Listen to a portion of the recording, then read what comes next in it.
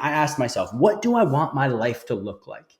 And the answer was, I want to be financially free in 5 years. And that was at 27 years old, right? I want to wake up and do what I want to do every single day. And so then when I went to the options that I had, stock market, real estate, or business was the best option to produce that outcome in my life that I desired. So I'll ask you the same thing. What do you want your life to look like? Or a better question, when do you want to be financially free by? Hi, I'm Justin Buonomo, and this is Wisdom is Wealth. Wisdom is Wealth is designed to give you guys practical insights, modern strategies, and even timeless philosophies around gaining wisdom in your life. The wiser we get, the wealthier we will become. This podcast really is inspired by the book of Proverbs in the Bible, which was written by King Solomon, who prayed to God for wisdom, and as a byproduct became the wealthiest person to ever live. If he was still alive today in present day, he'd be worth $1.3 trillion with a T. Not because he prayed for wealth, but he prayed to God to give him wisdom. And as he grew wiser, as a byproduct, he grew wealthier, particularly financially, but not just stopping there, in every facet of his life. And in my own life, I have realized that the wealthier I become, it's truthfully just because I have become wiser in life. I'm gonna bring on guests that are incredibly successful, incredibly amazing human beings, and have an amazing financial wealth that they've grown for themselves. And they're gonna share wisdom on their life experience in totality in hopes that something becomes valuable for you to implement in your process, in your life, and in your journey, and see how wisdom truthfully is wealth. Welcome back, everyone, to another episode of Wisdom is Wealth. Today, we're going to talk about how to become financially free. That's the title of today's episode. And so what I'm going to do here is I'm going to actually give you my definition of financial freedom, and I think provide some clarity around the topic, because it's just become like a buzzword and a buzz phrase that I think's overused, misused, and honestly, there's just multiple definitions of it as well. Not that some of them are inherently wrong, and I know I'm a little bit biased, and I hope this comes off the right way. I just think my definition is the best. And so we'll go through that today, or at least if it's not the best, it's very easy to wrap your head around, right? Then from there, I'm going to show you the 3 ways to become financially free, and just kind of help you grade the options in hopes that you listening to this and maybe some thought process after this, and maybe some note taking and listening to this again or multiple times will help you decide which route is best for you when it comes to becoming financially free. Financial freedom is being able to live life on your own terms with no worries of time, money, or energy, or more so like nobody else controlling your time, your money, and your energy, and you being able to wake up and do what you want. Work becomes a choice, not a necessity. Or if you're a business owner, you only have to show up in the capacity that you choose to show up in, right? And so why are you able to have that outcome of your life? And it's because financial freedom is all about owning an asset or assets that make you enough money each month and year automatically to cover your expenses in your lifestyle, whether you choose to show up or not. Another word for asset is vehicle, right? So let me reiterate here a little bit, right? So financial freedom is basically having freedom over your choice, time, energy, and money. And you're able to do that because you own an asset or a vehicle, or assets, it could be multiple, that provide you enough money each month automatically to cover your expenses in your lifestyle, whether you choose to show up or not. All right. So again, asset is synonymous or means the same thing as vehicle here. All right. And so when it comes to becoming financially free, we basically have to figure out, what is your vehicle going to be? And so at JFF, my company, Journey to Financial Freedom, right, when we're helping people with their finances, we follow a 4-step process for financial freedom. And step 3, just to keep it very simple, is we call increase your income or make more money. But really the idea is, during this step, we have to basically figure out, what is your vehicle that is going to make you financially free in the fastest, most fulfilling way possible, or on a timeline and in a capacity that you align with or that you desire. So let's just go through your 3 options, right? And when it comes to these 3 options, like, I don't make these rules, right? This is kind of just reality here when it comes to the 3 options. And so we have the stock market, right? We have real estate, or we have businesses. And so I will break down each one. I'm also going to help you grade them on speed and fulfillment, right? Speed being how fast it can make you financially free. Fulfillment being, the fulfillment or the joy that you have in partaking in this activity or this vehicle along the way. All right. And so I didn't list cryptocurrency here, right? Not because I don't think it's a great asset, not because I'm not against it. In full transparency, I own some cryptocurrency. The only reason I don't list it is because I just don't feel comfortable advising or educating around it, because right now we don't have enough historical data for me to feel safe to advise around the longevity or the long term outcomes of cryptocurrency. For example, we have almost 100 years of data when it comes to the stock market. Right. Similarly, when it comes to real estate and business. So that's enough data for us to be able to, particularly me as a financial expert, to be able to study, to then be able to teach off of, advise off of, educate off of, and consult off of. And so, again, not that cryptocurrency isn't a great asset. I'm not saying that. I'm just saying I don't feel safe enough due to how young cryptocurrency is and the lack of historical data we have to be able to advise and consult on the long-term impact of that asset. So I hope that makes sense. And so let's start with the stock market, right? And so this is what I would call the conventional way, right? The conventional way of going to a day job, right, or maybe even a business, right, or just basically making an income from some source and investing a portion of that income into a retirement account, whether that be a Roth IRA or traditional IRA, a 403B, or a 401k are the most common ones, right? All of those they're just collections of stocks and bonds that you're investing your money in over time in hopes that at one point in your life, around 65 years old, that the money that you have in that account is enough for you to live off of between that day of retirement at, let's just say, 65 years old, and between that day and when you pass away, right? And so that's the conventional way, right? And there's nothing wrong inherently with that, right? But the issue, though, is when we grade it on speed and fulfillment. Speed, if you're listening to this and you're in your 30s and your 40s, or maybe younger, maybe a little bit older, but either way, having to wait 20 to 30 to 40 years to retire and actually become financially free is a long time, right? So when I say retirement, it's basically synonymous with financial freedom, right? When you're financially free, you can retire, and vice versa, right? And so that's a long time, right? That's kind of what started my journey years ago when I was 27, and I was just like, no way am I going to wait till I'm 55, 60, 65 years old to retire and live life on my own terms. And I had a good day job, but I was like, that's too long. That's too long for me, right? And so when it comes to speed, right, it's not very fast. It's really, really slow. And then fulfillment, right? Fulfillment meaning like how much do you enjoy the process leading up to that financial freedom or that retirement? And most times, people engaging in the conventional way, they're going to a day job that they don't love or they barely even like for the next 30 to 40 years in hopes that their 401k or retirement account one day has enough money for you to retire and live off of.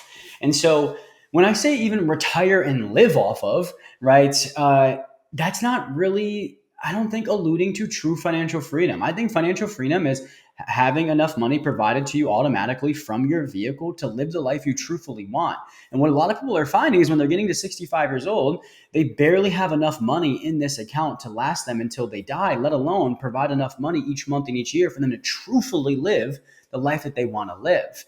And so the last thing I'll talk about with this conventional way, if you will, is when do you know that you have enough money in the account to retire?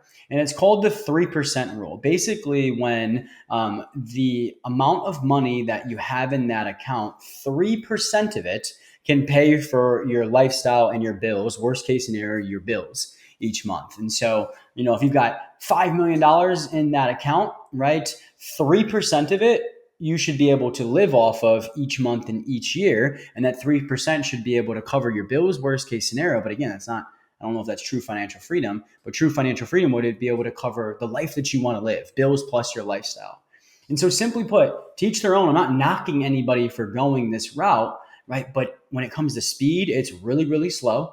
even if you make a good living and put a good amount of money into these accounts. And when it comes to fulfillment, also really low, because most times people don't love, let alone like, the day job that they're going to collect the income, to invest a portion of it into these accounts to hopefully retire one day. All right, so that's option number one, the conventional way. And again, I'm just educating you on the options so you can then make an educated decision on which vehicle makes most sense for you. The second vehicle is real estate, right? So real estate would just basically be you amass enough rental properties in which the income or the profit left over each month from the real estate revenue is enough to cover your expenses and your lifestyle. So what I mean by profit, right? Let's just say you charge $5,000 for rent on a rental property. You have to pay $4,000 in bills between the mortgage, the taxes, and maybe the property management, fees. And then you have $1,000 left over. So 5,000 in income minus the 4,000 in expenses equals 1,000 left over. That leftover money is the profit. And so you would have to amass enough rental properties where that leftover money is enough to cover your expenses and your lifestyle without you ever having to show up or do anything anymore. That's what would provide that financial freedom for you, right? And so let's talk about speed and fulfillment here. Speed, it's a little bit faster than the stock market for sure, depending on how you go about it.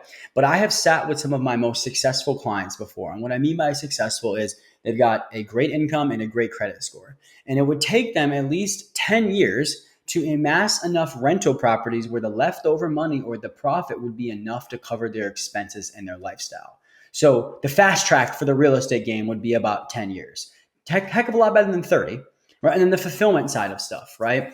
The fulfillment side, it's like, I don't really know how much fulfillment there is in being a landlord or managing properties, or at least owning them if you have somebody else manage them. So like not a ton of fulfillment in the process, but at least along the way before you're like truthfully financially free, it could provide you at least enough money sooner than 10 years to at least step away from your day job and replace that. And now you have at least your time and your choice back where you can maybe spend it with your family and go about life how you want while you're waiting for that profit to actually be enough to truthfully speak or allow you to become financially free by giving you enough money each month to cover your expenses and your lifestyle to fund a life of true freedom, right? And so the fulfillment, right, it's really, there's not a ton of fulfillment in being a landlord or owning properties, right? But it can provide a little bit more freedom of your choice and time to reallocate that choice and time to going towards activities that are a little bit more fulfilling than the day job that you were at before, that this income over time will hopefully allow you to step away from,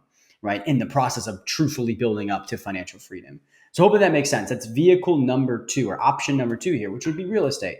Faster and a little bit more fulfilling than the conventional route. Right. And then that leaves us with option number three, which is my favorite, which is a business, whether that's starting your own or buying somebody else's. Right. And so why I love businesses is because there's no cap on the amount of money you can make. There's no cap on how fast you can become financially free. And there's honestly no cap on the amount of fulfillment that you can have depending on what the business is. And so what I mean by that is like, if you're charging $5,000 a month for rent on a rental property, there's a cap there. You can only make $5,000 a month, right? If you're investing your money in the stock market, right, you can only in most years make at most 20, 30, 40, I think 40% is even getting generous, right? While that's a great return, there's a cap on the amount of money that can be made. There is no cap on the amount of money that can be made in business. You can make an extreme amount of money in a very fast period of time, right? But even whether it's fast period of time or not, there's just no cap on the amount of money that you can make, right? There's also no cap on how fast it can happen. I'm not saying this is going to happen for everybody. And what I mean by it can happen, meaning financial freedom or this becoming that financial freedom vehicle, right? I'm not saying this is going to happen for everybody. With my own situation, it only took me 2 years to ramp up JFF to become our financial freedom vehicle, to provide financial freedom for us, to make enough money automatically each month to cover our expenses and our lifestyle. And so I love that portion of it, the speed and the infinite possibilities, coupled with, again, this is going to depend on what business you're in, but the fulfillment. I love what I do, right? And my business in JFF is my ministry. Right? I'm technically, quote unquote, working right now. I love this podcast as well. I love being able to teach money management based off biblical wisdom. I love helping other people, particularly when it comes to their money, their business, and their relationship with God. And the other day we hopped off a coaching call with some of our clients, and me and my employees were texting in the background, and we're like, I can't believe we get paid to do this. Like, this is our reality. We get to do this every single day, right? And so I absolutely love what I'm doing in my business, and I know a lot of the business owners that I work with do as well. Not to say that everything in entrepreneurship is honky dory, because it's definitely not. There's a lot of things that are very stressful about it, right? There's a lot of, I think things that you have to do that you don't like to build up to that financial freedom. Because it's one thing to have the vehicle that provides the freedom. It's another thing to be in this season where you're building up to that, which is very stressful, very hard. Business is just a game of solving problems that creates more problems a lot of times. And so I'm not out here saying it's easy. I'm not out here saying there's no stress. I'm not out here saying that like you're never going to run into complications. And I'm also not out here saying even when you reach financial freedom that you're still not going to face stresses and complications in your business, right? It's just going to be a different form of stress and complications. But what I am saying though is when it comes to these three options for your financial freedom vehicle, right? Between the conventional way of the stock market or stocks and bonds, real estate, or the business, I think business route is the fastest and most fulfilling route of all of them, right? And so again, all I wanted to do here on this episode is give you my definition of financial freedom, which I'll reiterate, and then the three options or vehicles that you have to create that financial freedom for yourself. And so financial freedom is living life on your own terms, freedom of choice, time, energy, and money. And why are you able to do that? Because you own a vehicle or vehicles that provide you enough money each month automatically to cover your expenses and your lifestyle, whether you choose to show up or not. Okay, great. So how do we go about that? You have to pick a vehicle, or you have multiple ones, right? But you have to pick a vehicle that you feel best fits your needs, your desires, and the outcome that you're looking for your life. So if you want to be financially free in the next 5 to 10 years, I don't think the stock market's going to be it for you, depending on how much money you already have invested in there. And that was my situation back when I was 27 at Johns Hopkins, making a really, really good salary, right? And going to continue to climb the ladder. But running the numbers, I wasn't going to be able to retire until I was 56 at the earliest. That was almost 30 years from present day. And while I enjoyed my job for the most part, like going and working 50-hour weeks, living for a short 2-day weekend and getting looked at sideways if I took a week vacation, like it just wasn't for me. It just wasn't for me, especially as my family was growing and I wanted to have kids. I wanted to be present.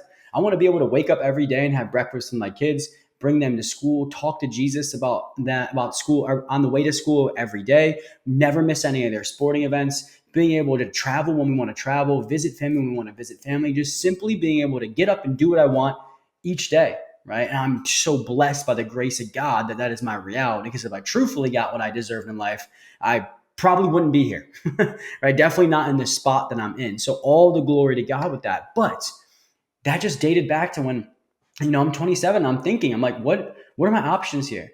I'm definitely not going to wait 30 years. So the stock market wasn't, I'm not saying I don't invest money in the stock market, but the stock market wasn't the option for me for the outcome that I wanted for my life.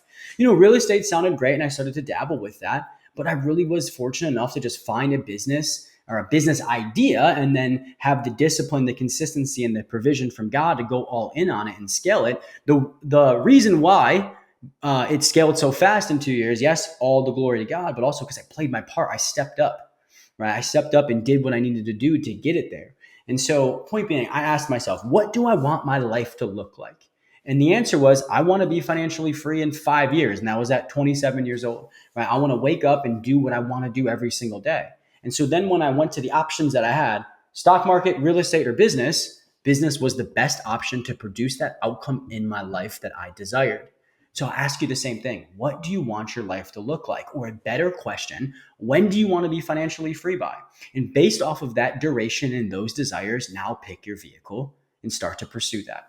And so I hope this was helpful for you, right? Obviously, I can't sit down with each and every single one of you, as you're listening on a podcast, but I am here if you do have any questions. You can find me on Instagram at Justin_Buonomo. Shoot me a follow, shoot me a message, and I'd be more than happy to chat with you to see how I can help and provide any additional insights. And so, as always, I just hope that these episodes are valuable, right? The end goal, I think, when it comes to managing our finances, right, besides glorifying God and making the kingdom or doing it from kingdom purposes, I think it's to become financially free, right? To be able to have choice of time, money, and energy. Most people, if I told you that tomorrow you didn't need to go to your day job because you don't need the money anymore, 99% of you wouldn't go, even if you love it. And I think a lot of times we're just trying to convince ourselves that we love it, but maybe a topic for a different podcast, right?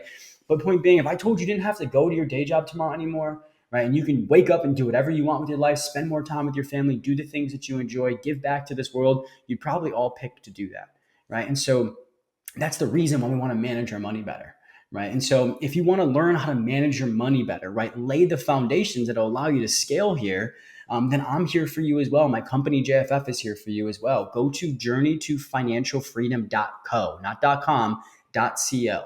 Book a free consultation. There's a couple of buttons on the website, and you can book a consultation with some of my product specialists at JFF, or Journey to Financial Freedom, and they'll talk to you about our program, which is called the Good Steward Program, which teaches you how to manage your money based off biblical wisdom in a way that glorifies God without all that outdated, fearful, and restrictive feelings that finances usually brings on people. We help you lay the foundations first, which is getting a better mindset with money, starting to budget, like implement the right systems, build an emergency fund, manage debt, buy a house instead of rent, start investing and growing your money, and then ultimately decide what is going to be your vehicle and hold your hand every step of the way until we make that happen. And so we are here for you. But as always, I just hope, worst case scenario, this episode was valuable. Save it, come back to it, and whatever platform you're listening on, please download, subscribe, comment your biggest takeaways if you'd like, and share this with somebody who would benefit from this message. And just last little favor to ask, depending on what platform you're listening on, whether it's Spotify, Apple Podcasts, can I please request that you guys leave us a 5-star review if you feel called to do so. We are literally downloaded at this point in 37 countries and 370 cities across the world, which is amazing. We're not even on episode 80 yet, but it doesn't line up with the amount of reviews we have. I think we've got like 3 or 4 5-star reviews at this point of me shooting this episode on Apple Podcasts. So if you guys are enjoying it as much as the downloads reflect you are, please take a minute, leave us a review. I'll be forever grateful. Thank you all again for coming back to another episode of Wisdom is Wealth, and we'll see you in the next episode.